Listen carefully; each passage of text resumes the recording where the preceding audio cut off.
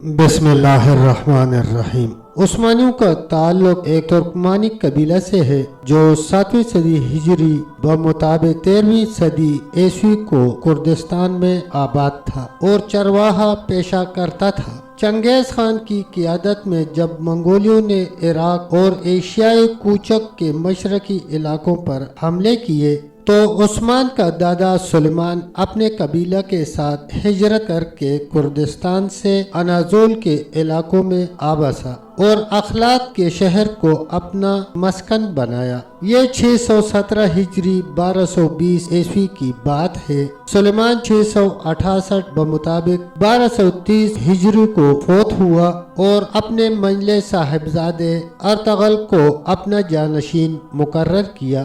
Ertugrul اناضول سے شمال مغرب کی طرف مسلسل بڑھتا رہا۔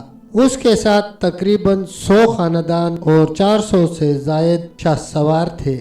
عثمان کا والد ارطغرل جب اپنے قبیلہ کو لے کر منگولیوں کے خطرے سے بچنے کے لیے بھاگا تھا تو اس کی تعداد 400 خاندانوں سے زیادہ نہیں تھی۔ راستے میں ایک مقام پر اچانک شور و غوغا بلند ہوا۔ ارطغرل جب قریب پہنچا تو دیکھا کہ مسلمانوں اور نصرانیوں کے درمیان جنگ کا میدان گرم ہے اور بیض علی عیسائی مسلمانوں کو پیچھے دھکیل رہے ہیں۔ ارطغرل کے پاس اس کے علاوہ اور کوئی چارہ کار نہیں تھا کہ وہ پوری شجاعت و بہادری کے ساتھ آگے بڑھے اور اپنے ہم مذہب و ہم عقیدہ بھائیوں کو اس مشکل سے نکال لے۔ ارطغرل نے اس زور سے حملہ کیا کہ نصرانیوں کے پاؤں اکھڑ گئے اور اس کی پیش قدمی مسلم لشکر کی فتح کا سبب بن گئی۔ جب مارکہ کارزار ختم ہوا تو سلجوقی اسلامی لشکر کے سپہ سالار نے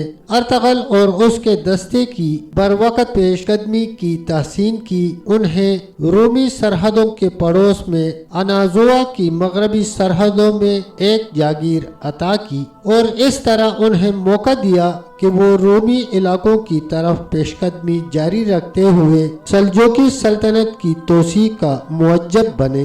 سلجوقیوں کو ارطغرل اور اس کے قبیلہ کی صورت میں ایک طاقتور حلیف مل گیا جس نے رومیوں کے خلاف جہاد میں ان کا پورا ساتھ دیا تھا۔ اس ابھرتی ہوئی سلطنت اور سلاجقہ روم کے درمیان ایک گہرا تعلق پیدا ہو گیا جس کا سبب رومی تھے جو ان کے مشترکہ دشمن تھے اور عقیدہ و مذہب میں دونوں کے مخالف تھے۔ ارطغرل جب زندہ رہا محبت کا یہ تعلق باقی رہا حتیٰ کہ جب 699 ہجری بمطابق 1299 عیسوی میں اس کا وصال ہوا تو اس نے اپنے بیٹے عثمان کو اپنا نائب مقرر کیا اور عثمان اراضی روم کی طرف پیش قدمی کر کے سلجوقی سلطنت کی توسیع کی سابقہ پالیسی پر قائم رہا۔ 656 ہجری بمطابق 1258 عیسوی کو ارطغرل کے ہاں ایک بیٹا پیدا ہوا۔ والدین نے اس کا نام عثمان رکھا۔ اسی عثمان کی طرف عثمانی سلطنت منسوب کی جاتی ہے۔ یہ اسی سال کی بات ہے جس سال ہلاکو خان کی قیادت میں منگولیوں نے عباسی خلافت کے دارالحکومت بغداد پر حملہ کیا۔ بڑے بڑے واقعات پیش آئے، مسلمانوں نے بڑی بڑی مصیبتیں دیکھیں۔ ابن کثیر لکھتے ہیں وہ شہر کی طرف پلٹے، مرد، عورتیں، بچے، بوڑھے، جوان، ادیڑ عمر، الغرض جو بھی ملا اسے قتل کر دیا۔ بہت سے لوگ غیر آباد کنووں، جنگلوں اور ویرانوں میں چھپ گئے اور ایک عرصہ تک غائب رہے۔ کئی لوگ دکانوں میں جمع ہوئے اور اپنے آپ پر دروازوں کو بند کر دیا۔ تاتاریوں نے دروازوں کو آگ لگا کر یا توڑ کر کھول لیا اور کشتوں کے پشتے لگا دیے۔ جو بچ گئے پہاڑی چوٹیوں کی طرف بھاگ نکلے۔ ان وحشیوں نے یوں خون ریزی کی کہ خون گلیوں میں بارش کے پانی کی طرح بہنے لگا۔ کسی کی جان بخشی نہ ہوئی سوائے یہودیوں، نصرانیوں اور ان لوگوں کے جنہوں نے ان کی پناہ لی تھی۔ یہ بہت بڑا واقعہ اور عظیم الشان حادثہ تھا جس سے امت مسلمہ کو گزرنا پڑا۔ ایک ایسی امت جو اپنے گناہوں اور نافرمانیوں کی وجہ سے کمزور ہو گئی تھی اور اس کی طاقت جاتی رہی تھی۔ تاتاریوں نے دل کھول کر خونریزی کی، بے شمار انسانوں کو قتل کیا اور مال و دولت کو لوٹ لیا، گھروں کی اینٹ سے اینٹ بجا دی۔ ان مشکل حالات میں جبکہ امت مسلمہ منحوس المجموع پڑ چکی تھی، دولت عثمانیہ کا مؤسس عثمان پیدا ہوا۔